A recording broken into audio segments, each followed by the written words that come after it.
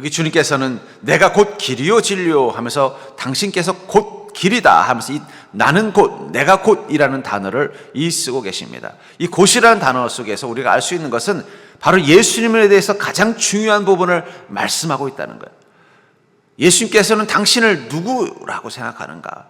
누구로 이 땅 가운데 계시는가?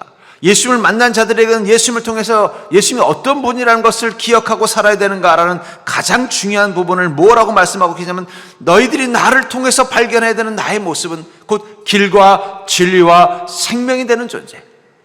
우리가 예수 그리스도를 어떤 분으로 이해해야 되는가? 왜 예수님과 함께 해야 되는가? 그것은 오직 그분만이 길이요 진리요 생명, 그것을 얻을 수 있는 유일한 분이라는 이 고백이 이 말 속에 있다고 생각합니다. 그러니까 우린 예수님을 왜 만날까요? 왜 우린 예수님과 동행하려 할까요? 왜 우린 예수님을 찾고 예수님께 은혜를 구합니까? 그것은 그분이 곧 길이요 진리요 생명이시기 때문입니다. 그리고 그 예수님으로 말미암지 않고는 아버지께로 올 자가 없느니라. 여러분들 탕자의 비유를 잘 알고 계시죠? 탕자에게 아버지는 어떤 분이에요? 누가복음 15장 16절부터 18절에 보니까 그가 돼지 먹는 쥐업 열매로 배를 채우고자 하되 주는 자가 없느니라. 이에 스스로 돌이켜 이르되 내 아버지에게는 양식이 풍족한 품권이 얼마나 많은가. 나는 여기서 줄여 죽는구나. 내가 일어나 아버지께 가서 이르기를 아버지, 내가 하늘과 아버지께 죄를 지었사오니. 이 탕자가 허랑방탕한 삶을 먼 타지에서 자유롭게 살다가 궁핍, 주림이 왔습니다. 근데 정작 그곳에 있는 사람들은 자신이 어려울 때 아무도 자신에게 도움을 주지 않는 것입니다. 그때서야 자신은 아버지가 어떤 분인지를 깨달아요. 아버지와 함께 있는 것이 내 이 주림이 없어지는, 이 양식이 풍성한 품권이 얼마나 많은가. 아버지와 함께 있어야만 내 이 궁핍이 채워지고 아버지와 함께 있어야만 내 마음의 평안이 임한다는 것을 깨닫습니다. 그리고는 아버지의 가기로 결단하죠. 결국 이 고통과 어려움과 이 죄의 고통 속에 있는 이 탕자가 그 삶의 고통으로부터 회복되고 풍요를, 축복을, 구원의 기쁨을 경험하는 유일한 방법은 아버지에게 가는 길인 것처럼 예수님은 그 말씀을 하시는 거예요. 어쩌면 우리는 이 세상에, 이 죄가 많은 세상 가운데 이 탕자와 같이 인생의 고난에 줄여 있고 인생의 문제에 줄여 있는 인생일지도 모르겠습니다. 그 속에서 우리는 예수 그리스도를 통해서만 바로 아버지에게 갈 수 있다는 거예요. 바로 그 아버지에 가기 위해서 예수님은 곧 길과 진리와 생명이 되어 주신다는 것입니다. 결국 이 탕자는요, 아버지에게 가는 그 길을 무사히 잘 갈 수 있었습니다. 어떻게 갈 수 있었을까요? 그것은 아버지에게로 가는 길을 알고 있었기 때문입니다. 아버지에게 가는 길을 알았더니, 길을 까먹었다면 못 갔을 거예요. 갑자기 그 탕자가 약간의 치매가 와가지고 기억이 안 난다면, 우리 아버지가 어디 사셨더라, 또 왔던 그 길이 기억이 나지 않는다면 어떻게 되겠어요? 그럼 가고 싶어도 못 갈 것입니다. 마찬가지라는 거예요. 예수 그리스도가 길과 진리와 생명이 되어주시기 때문에 우리는 하나님의 아버지께 갈 수 있는 인생이 되는 것이고, 그 하나님께 간다는 것은 바로 우리 인생의 회복이, 풍요가, 축복이, 구원의 기쁨이 다시 임한다는 것을 뜻한다는 것입니다. 그런 의미에서 여러분들, 우린 다시 한번 길과 진리와 생명 대신 예수 그리스도를 통해서 하나님에게로 나아가는 믿음이 올 한 해도 있어야 할 줄 믿습니다. 그것을 위해서 우리는 특별히 인생의 출입, 마치 탕자처럼 인생의 곤고함과 어려움과 문제 앞에서 주님께 집중해야 된다는 거예요. 처음에 탕자가 그 도시에 갔을 때는요, 아무 문제가 없었어요. 자기에게 돈도 있었고 그 도시도 아직은 호황이었습니다. 근데 갑자기 거기도 불경기가 오고 경기 침체가 오고 그가 하던 사업이 다 없어지고 도둑과 사기꾼에게 속아서 전 재산을 탕진하고 나니까 그때부터 그의 인생의 주림이 왔다는 거예요. 그때서야 그는 아버지가 바로 축복이라는 사실을 깨닫게 된 것처럼, 어쩌면 세상이 흉흉한 이때일수록 우린 다시 한번 하나님께 돌아가는 믿음이 들 때 우린 그 속에서 비로소 우리가 잃어버린 그 기쁨들을 회복할 수 있다고 생각합니다. 그런 의미에서 우린 왜 지금 예수님께 집중해야 될까요? 저는 지금이야말로 다시 우리가 예수님께 집중해야 된다고 생각합니다. 그 이유는 바로 예수님은 이 땅 가운데 길이시기 때문이에요. 여러분, 이 세상을 보십시오. 길이 아닌 시대를 우린 살고 있어요. 우린 길이 아닌 시대를 이 땅 가운데 살고 있다는 것입니다. 길은 무엇을 의미하는 거예요? 길은 법, 도리, 삶의 원리입니다. 그래서 이 길이라는 단어는 단순히 어떤 곳을 향해 가는 것만이 아니라 그 가는 모든 것을 의미할 때가 있어요. 어떤 방법으로 살아갈 것인가, 어떤 곳으로 가야 좋은 일이 일어날 것인가, 그것을 상징하는 의미가 이 길이라면 성경에서 이 길은 그런 의미로 많이 쓰이고 있습니다. 시편 1편 6절에 보니까 무릇 의인들의 길은 여호와께서 인정하시나 악인들의 길은 망하리로다. 인생에 두 길이 있다는 거예요. 의인의 길이 있고 악인의 길. 그 말은 뭐예요? 의인 전용 도로가 아니라 의인들이 사는 삶의 방식이 있고 악인들이 사는 삶의 방식이 있다는 거예요. 여러분들 그걸 경험하잖아요. 살다 보면은 아유 저렇게 악한 사람 내가 처음 봤어. 그럼 그 사람들은 하는 행동도 달라요. 그렇죠? 하는 행동도 달라요. 저도 전에 그런 좀 아주 독한 이 사람을 만난 적이 있습니다. 아이고 이웃이었는데 아이고 힘들어서 혼났어요. 아 이웃지간에 너무 심하더라고요.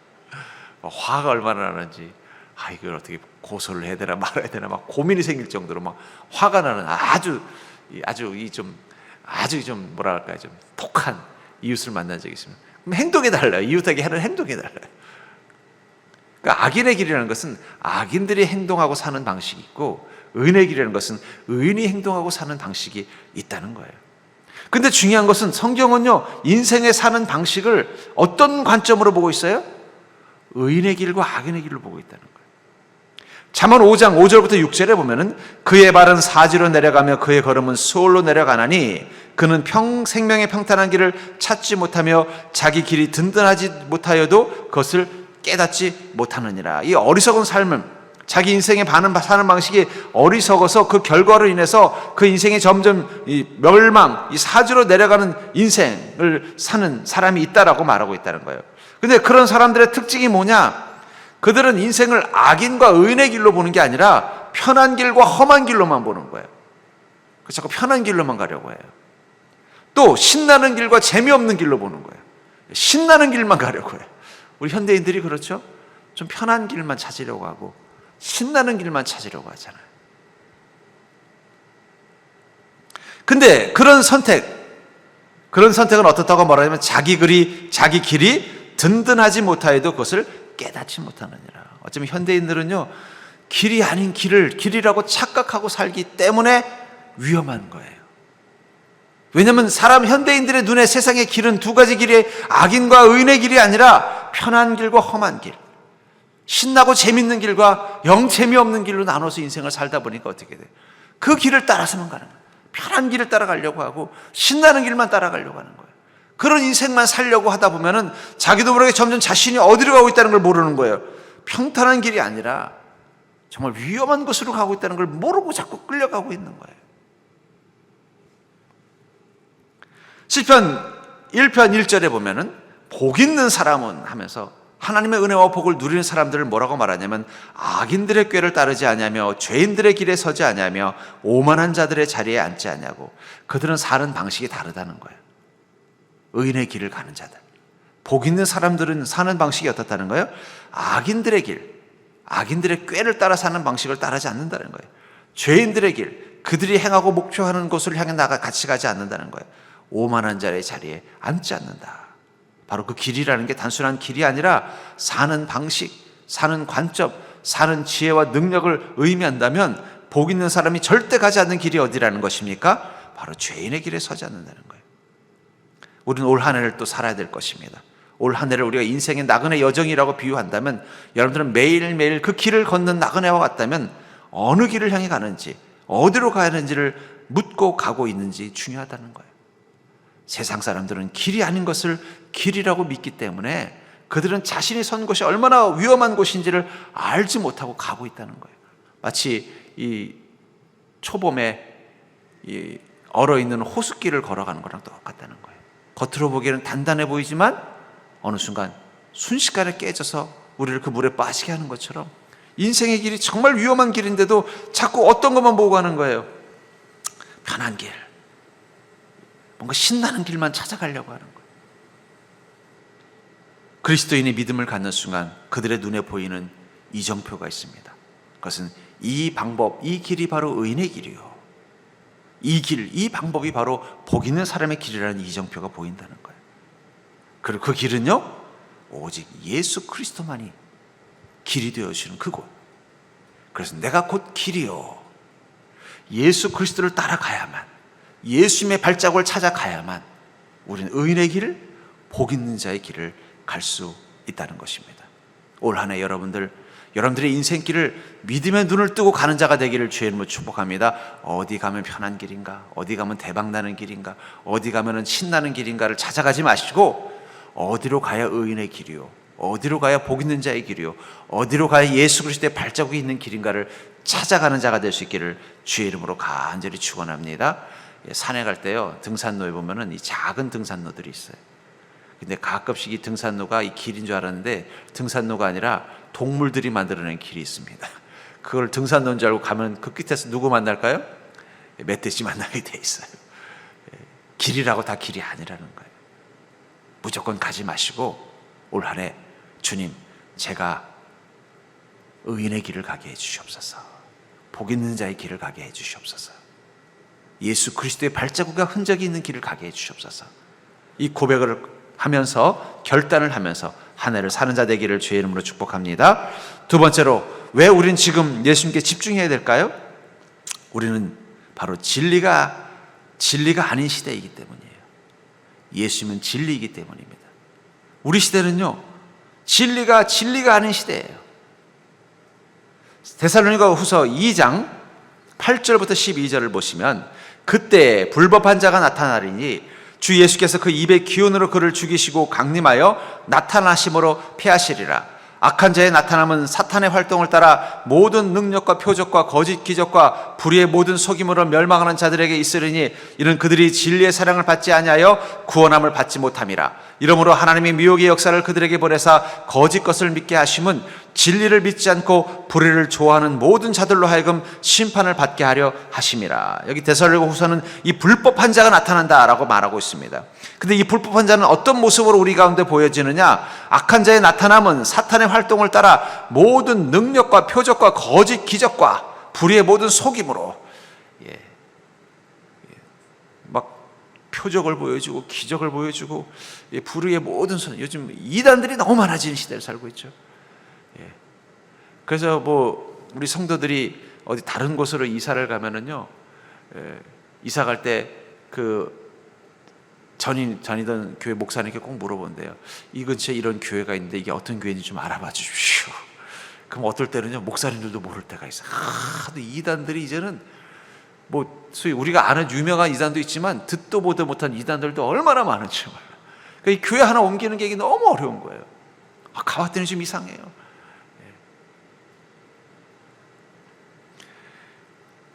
그런 이들일수록 더 무엇을 보여주는 거예요? 막 표적이 있다고 말하고, 막 이적이 있다고 말하고, 그리고 막 그 모든 그 거짓말로 막 속임수로 사람들을 현혹해서 그들의 마음을 빼앗아 버린다는 거예요. 근데 중요한 건 그건 뭐예요? 그들은 사실은 우리를 멸망으로 이끌어가려고 하는 자들이라는 거예요.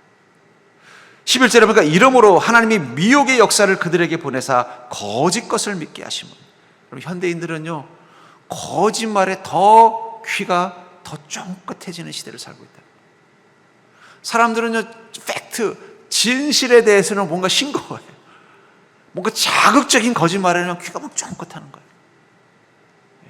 가끔 이 연예인들 중에 보면은 어떤 오해와 루머에 휩쓸려가지고 너무 큰 피해를 본 사람들이 있어요. 그럼 너무 억울한 일을 당해서 법정에 가서 막 고소하고 이렇게 해서 한 1, 2년 지나고 나면 이제 진실이 드러나요. 근데 진실을 드러나보면 이게 다 거짓말이었던 거예요. 근데 중요한 건 대중들은요, 그거는 관심도 없어요. 기사 한 줄로 법에서 그 사람이 이겼다더라, 사실은 그게 거짓말이었다더라, 이건 아무도 관심이 없고 뭐만 기억해요? 와, 그 사람이 그랬대더라. 그게 거짓말인지 진짜인지는 관심이 없어요. 그 사람이 그랬대. 사실 우리 현대인들이 귀가 이게 좀 문제가 있는 거예요.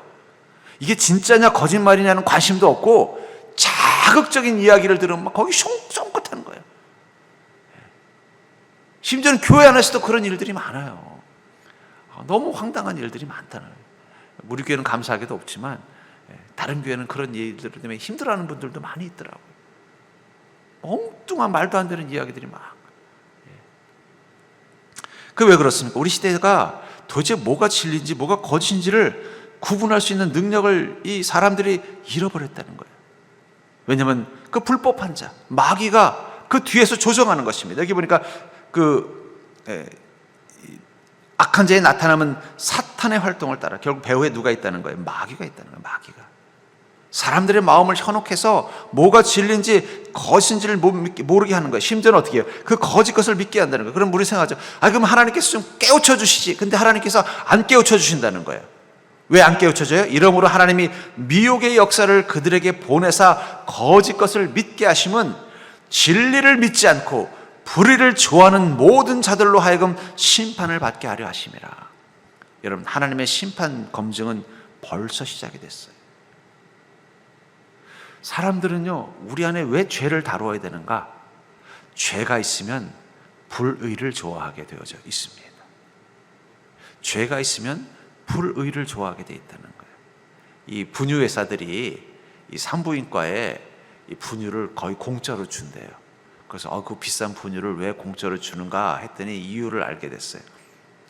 아기들이 처음 분유를 먹으면요, 그 맛에 길들여져서 다른 분유는 못 먹는데요. 그러니까 산부인과에 있을 동안 예를 들면 남양에서 나온 분유를 먹었다. 그럼 그 아기는요, 이유식 먹을 때까지 계속 남양 분유만 안 먹어요. 딴 거 주면은 뱉어버린다는 거예요. 그걸 아니까 어떻게 해요? 첫 입맛을 어떻게 만드는 거예요?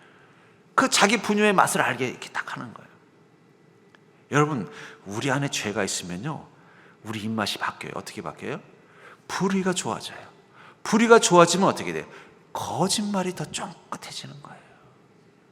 근데 우리 안에 죄가 예수 그리스도의 보혈로 깨끗해지고 우리가 순전한 믿음으로 우리 안에 죄를 벗어내잖아요. 그러면 입맛도 바뀌는 거예요. 어떻게 바뀌어요? 진리가 더 좋은 거예요. 거짓말이 들어와도 저게 들리질 않는 거예요. 쫑긋하지 않은 거예요. 진리가 귀에 땡기는 거예요. 저희 집은 어릴 적 일찍부터 이 현미밥을 먹었어요. 그러니까 저희 아이는 젖을 떼고 밥을 먹을 때부터 현미밥을 먹으면서 어릴 때 자랐어요. 저희 아이는 지금도 그래요. 자기는 쌀밥보다 현미밥이 더 맛있대요. 왜 그렇습니까? 현미밥만 먹어버렸기 때문에. 근데 저는 지금도 쌀밥이 맛있어요. 열심히 나중에 결혼해서 아내랑 현미밥 먹었지만 어릴 때부터 이 쌀밥 먹던 버릇이 있어가지고 쌀밥만 먹으면 맛있어요. 근데 이제 건강을 위해서 억지로 현미밥을 먹는 겁니다. 왜냐하면 이 쌀밥 먹으면 지금 나이 먹어서 잘못하면 성인병도 걸릴 수 있고 또 여러 가지 안 좋다는 걸 알기 때문에 어떻게 해요? 맛은 입에는 달지 않지만 현미밥을 먹어요. 먹으면서도 벌써 한 20, 30년 됐지만 먹으면서도 여전히 여전히 쌀밥이 더 맛있네. 여러분 기억하십시오. 죄가 더 달콤해요. 거짓말이 더 귀에 쫑깃해요. 그걸 또 어떤 유명한 또 이 학자는 왜 인간은 이 거짓말과 거짓 소문에 더 솔깃한가? 그것을 또 과학적으로 분석한 분도 있더라고요. 그게 아마 옛날에 정보의 부재 시대 때 자기를 지켜내기 위한 하나의 일종의 방어 기제다 이렇게 해석한 것도 있습니다만, 어쨌든 우리 안에 죄가 있으면요 자꾸 불의한 것이 좋아지는 거예요. 그래서 뭐라 그래요? 진리를 믿지 않고 불의를 좋아하는 자들로 하여금 심판을 받게 하려 하십니다. 목사님 새벽 이 주일 한 해 시작부터 왜 이런 무서운 말씀을 주시냐? 우리가 지금 그런 시대를 살고 있기 때문에 정신 차려야 된다는 거예요. 지금이 좀 선한 시대, 살만한 시대라면 제가 굳이 이런 말을 하지 않습니다. 우린 지금 되게 위험한 시대라는 걸 알고 있어요. 불의가 가득한 시대, 거짓이 횡행한 시대. 근데도 우리는 정신을 못 차리고 있다는 거예요. 깨어 있어야 돼요. 이게 그냥 있는 게 아니라 하나님께서 그들을 보내서 거짓 것을 믿게 하고 진리를 믿지 않고 불의를 좋아함으로 말미암아 심판까지 가도록 이미 하나님의 심판이 시작이 된 거예요. 하나님께서는 이미 심판을 위해서 누구를 심판할 것인가, 심판 때 위해서 즉흥적으로 하시는 게 아니라 지금부터 자료를 준비하고 계신다는 거예요. 그렇기 때문에 여러분, 우리 시대를 어떤 눈으로 봐야 돼요? 이 시대는 거짓의 시대라는 걸 기억하셔야 돼요. 하나님이 선별 작업 중이라는 걸 기억하셔야 된다는 거예요. 에베소 4장 20절부터 24절. 그렇다면 우리는 어떻게 하면은 이 위험한 시대 가운데서 이 거짓의 유혹에 넘어가지 않고 진리를 믿고 붙잡는, 예수 그리스도가 진리가 되는 그 진리를 붙잡고 갈 수 있을까요? 에베소 4장 20절부터 24절은 이렇게 말하고 있습니다.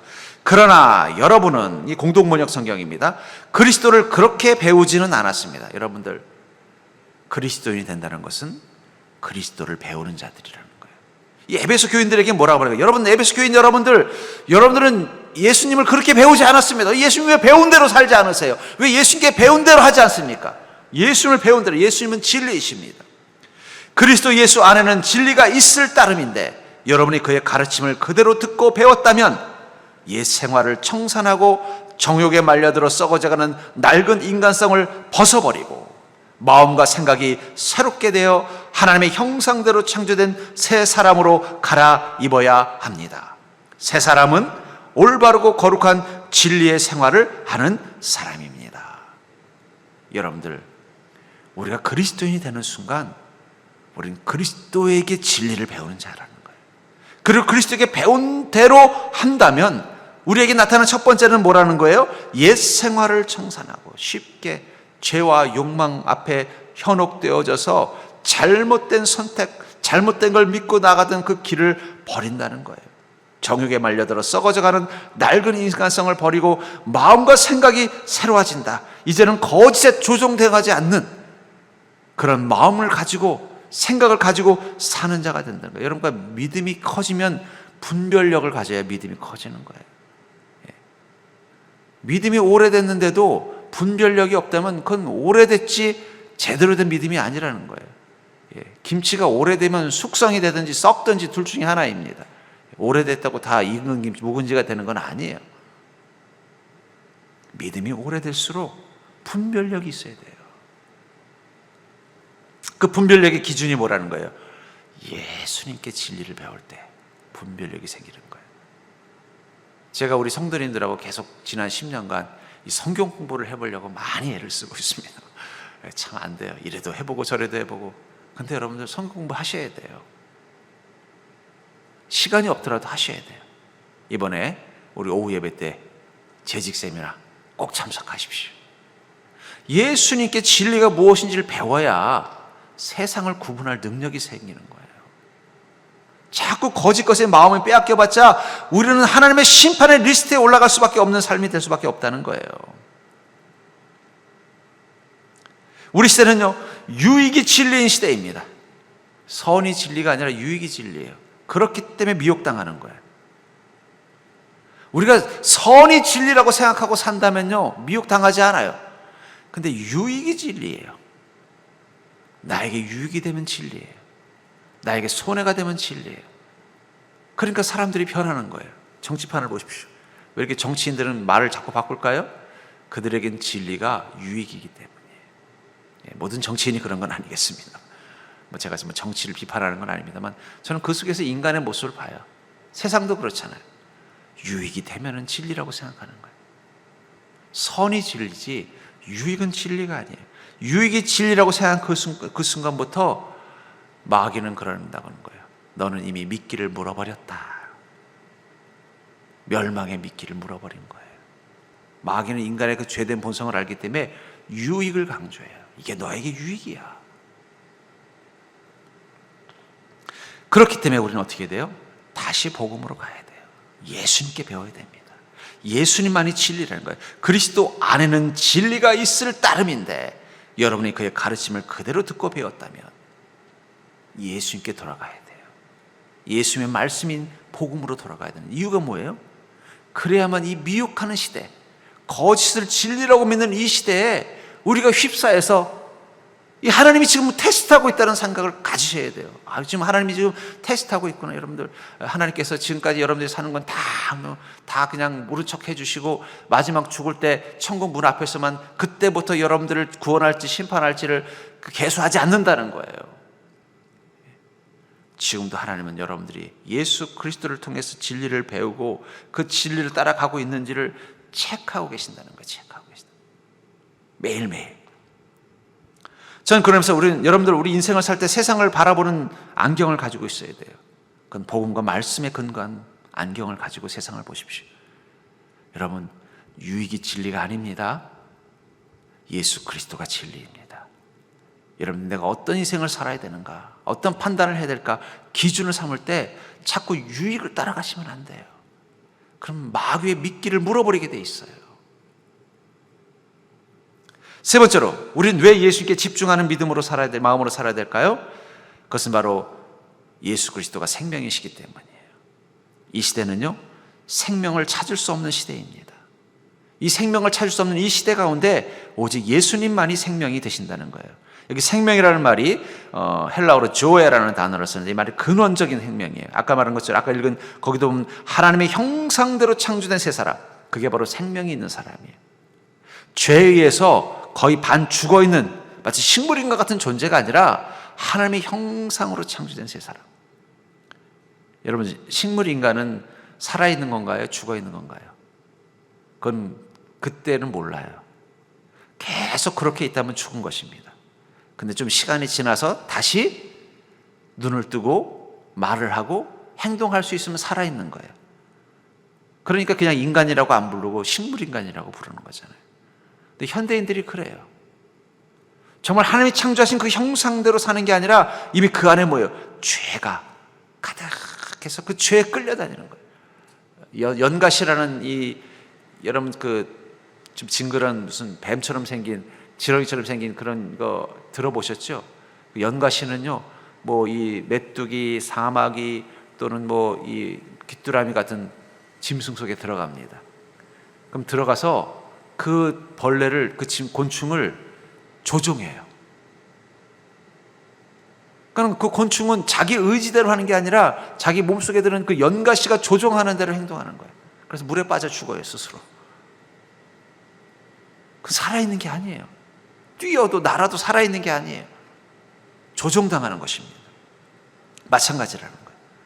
여러분, 우리 안에 영이 죽어버리면은요, 그 순간부터 죄가 우리를 조종하게 돼 있다는 거예요. 영이 죽으면 마귀가 우리를 조종하게 돼 있어요. 영이 죽으면 육의 본능과 소욕이 우리를 조종하게 돼 있다는 거예요. 우리 시대는 영이 죽은 시대입니다.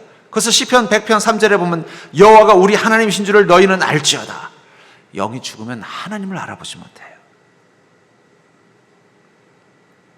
에베소 4장 22절을 다시 보시면 너희는 유혹의 욕심을 따라 썩어져가는 구습을 따른 옛사람을 벗어버리고 우리가 예수 그리스도를 통해서 생명을 회복하게 됐을 때 우리는 어떻게 돼요? 영이 산 자가 되는 것입니다. 근데 그 전에 우리 모습은 어떻다는 거예요? 유혹의 욕심을 따라 썩어져가는 구습을 따른 옛사람으로 살아가는 모습이 있었다는 거예요. 영이 죽어 있었던 순간, 식물인간 같은 시간이 있었다는 거예요. 저는 세상 사람들을 보면요, 사람으로 안 보이고 좀비로 보여요. 욕망의 좀비, 죄의 좀비, 쾌락의 좀비, 무지의 좀비. 저는 세상에 보면 다 좀비처럼 보여요. 영이 살아있어야만 생명이 있는 것입니다. 왜냐하면 하나님은 우리를 흙으로 빚으시고 그 안에 숨을 불어넣어서 생명이 됐다게 하셨다고 그랬어요. 영이 산자가 되는 게 바로 하나님의 형상대로 창조된 모습이라는 거예요. 그러니까 우리 영이 깨어 있어야만, 영이 살아 있어야만 우리는 온전한 삶을 정말 하나님이 원하시는 모습으로 살아갈 수 있는 것입니다. 이런 영적 좀비의 시대 가운데 오직 예수 그리스도만이 그것을 치료하실 수 있는 백신이 되는 거예요. 그래서 나로 말미암지 않고는, 여러분, 예수님으로 말미암지 않고는 치유되지 않습니다. 우리 영이 살 수 없다는 거예요. 그런 의미에서 예수님을 만나고 예수님의 이름을 믿고 선포하는 것은 우리의 영을 살리는 것입니다. 우리가 주님을 묵상만 해도 우리의 영은 깨어납니다.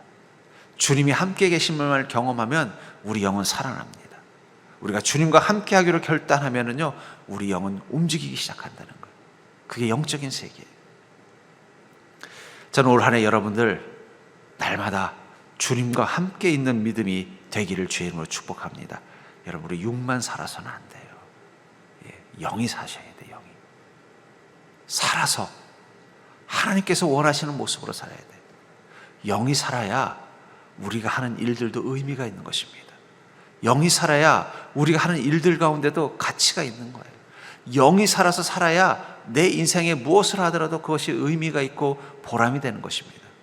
영이 죽은 상태로 그저 육신이 원하는 대로만 살면요, 나중에 후회만 남아요. 왜냐하면 육은 본능을 따라서, 죄의 유혹을 따라서 살도록 이미 오염되고 타락되어졌기 때문에. 그렇기 때문에 우리는 영이 깨어서 그 살아있는 영으로 사는 것입니다. 근데 그 영은 언제 살아요? 주님과 함께 있을 때 영은 살아나는 것입니다. 주님께서 우리에게 말씀하실 때 우리 영은 깨어나는 것입니다. 주님의 인도하심을 따라 살려고 할 때 우리 영은 살아서 움직이기 시작한다는 거예요. 전 여러분들 올 한 해도 여러분들 안에 있는 영이 살아서 성령님과 함께하는 그 놀라운 기쁨을 경험하는 시간 되기를 주의 이름으로 축복합니다. 이스라엘 민족이 광야에서 40년간의 시간을 보내면서 그들이 아침마다 일어나서 하는 두 가지 루틴이 있습니다. 첫 번째는 바로 주님의 은혜의 만나를 거두는 것입니다. 두 번째는요, 오늘도 주님께서 우리를 어디로 인도하실까? 불기둥과 구름기둥을 바라보는 것입니다. 불기둥과 구름기둥이 움직이기 하면은요, 그들은 지체 없이 자신이 잤던 그 텐트를 다 걷어서 수레 위에 싣고 또 그 불기둥과 구름기둥만 바라보면서 그 광야길을 가는 거예요. 그렇게 40년을 보낸 것입니다. 그랬기 때문에 그들은 광야에서 40년을 살았음에도 불구하고 그들은 멸망하지 않고, 그들은 절망하지 않고, 그들은 그곳에서도 하나님의 은혜와 부흥을 경험할 수 있었다는 거예요. 우리 시대가 광야 같다면 여러분들은 아침마다 일어나서 두 가지를 하셔야 됩니다. 하나는 주님, 오늘도 내 인생 가운데 은혜의 만나를 내려주시옵소서. 주님의 은혜를 채우고 살게 도와주시옵소서. 또 하나는 오늘도 제가 주님을 그 광야에서 이스라엘 민족들이 보았던 불기둥과 구름기둥처럼 생각하고 주님에게 집중하게 하여 주옵소서. 주님만이 내 하루의 길이 되며, 주님만이 내가 오늘 살아야 되는 삶의 진리가 되며, 주님만이 나를 살리는 생명인 것을 기억하며 살게 해 주시옵소서. 여러분들, 지금은 우리가 다시 예수님께 집중해야 될 때입니다. 세상이 너무 혼란합니다. 세상이 너무 어둡습니다. 세상이 너무 위험한 시간입니다. 그렇기 때문에 여러분 더욱더 주님께 집중하는 믿음으로 한 해를 사는 자가 되기를 주의 이름으로 간절히 축원합니다.